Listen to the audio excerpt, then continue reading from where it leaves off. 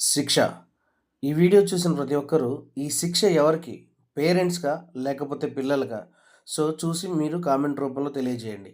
So, వీడియోలోకి వెళ్తే శిక్ష 8వ తరగతి చదువుతున్న పిల్లవాడు పొగ తాగడం నేర్చుకున్నాడు. 15 ఏళ్లకే మందు తాగడం నేర్చుకున్నాడు. ఎలాగోలా స్కూల్ చదువు నుండి కాలేజీకి వచ్చాడు. అక్కడ పేకాట, పడుచు పిల్లలతో ఆటలు నేర్చుకున్నాడు. దురలవాట్లకు అలవాటు పడిన వాడికి డబ్బు చాలా అవసరమైంది. 20 ఏళ్లకే డబ్బు కోసం దొంగతనాలు నేర్చుకున్నాడు. అది సరిపోక హత్యలు చేయటము మొదలుపెట్టాడు. దొంగ ఎన్ని రోజులో దొరలాగా బ్రతకలేడు కదా! ఒకరోజు దొరికిపోయాడు. 3 ఏళ్ల విచారణ తర్వాత అతనికి ఉరిశిక్ష పడింది. మళ్ళీ ఎన్ని అప్పీలు పెట్టుకున్నా అవన్నీ కొట్టేసి ఉరిశిక్షనే ఖరారు చేసి ఆ రోజును చెప్పేశారు. చివరగా అతని కోరిక ఏమని అడగ్గా తన తల్లిదండ్రులను చూడాలని కోరాడు. అతని కోరిక మీదకు వాళ్ళని పిలిపించారు పోలీసు వాళ్ళు. కన్నవాళ్ళు కదా! కన్నపిల్లలు రాక్షసులైనా ప్రేమిస్తారు. పోలీసులు, లాయర్లు, సాక్షులు అందరూ మోసం చేసి నీ ఉరికి కారణమయ్యారని ఏడ్చారు ఆ తల్లిదండ్రులు. అప్పుడు అతను వారు కాదు నా మరణానికి కారణం మీరే అని చెప్పాడు. 5 ఏళ్ల వయసులో ఉన్నప్పుడు ఉపాధ్యాయుడు కొట్టాడని చెప్పగానే బంధువులతో కలిసి వెళ్ళి పోలీస్ కంప్లైంట్ చేసి మరి అతన్ని నిందించారు. అక్కడ నుండి మొదలైంది నేను చెడిపోవటం. ఈరోజు ఉరితాడు నా మెడకు రావటం కారణం మీరే అని కంటతడి పెట్టాడు. ఉపాధ్యాయుడు శిక్షించకపోతే మనం పెద్దయ్యాక పోలీసులు, న్యాయస్థానాలు శిక్షిస్తారు. చిన్న తప్పులే కదా అని వెనకేసుకు రాకండి.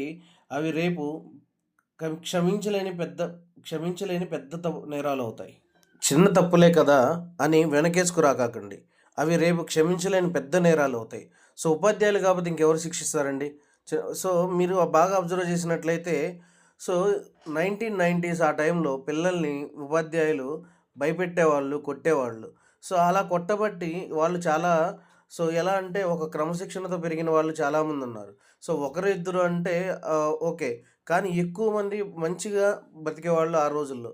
కానీ ఇప్పుడు ఏమైందంటే పేరెంట్స్ గారాబం చేయటం వల్ల, లేదు వాళ్ళు ప్రతి చిన్నదానికి మా అబ్బాయిని కొట్టకాకండి. సో, మా అబ్బాయిని ఏమనొద్దండి. సో, ఇబ్బంది పెడుతున్నాడు మీరేమన్నా అంటే అని చెప్పేసి స్కూలుకొచ్చి కంప్లెయింట్ చేయటము, లేకపోతే టీచర్ కొడితే పోలీస్ కంప్లెయింట్ చేయటము, లేపోతే టీచర్ కొట్టినందుకు ఆ స్కూల్స్ మార్చి వేరే స్కూల్స్‌కి చేయటము, ఇలాంటివి చేస్తున్నారండి. ఇలాంటివి చేయటం వల్ల మీ పిల్లలేందంటే రేపేదన్నా చేసినా కూడా మా నాన్న చూసుకుంటాడులే, మా మా పేరెంట్స్ చూసుకుంటారులే అనే ధీమాతో ఉంటారు. అంటే వాళ్ళకి మీరు ఉన్నారనే ఉంటుంది. ఏ పెయిను ఒక చిన్న పెయినొచ్చినా గూడా రేపు వాళ్ళు తట్టుకోలేరనమాట.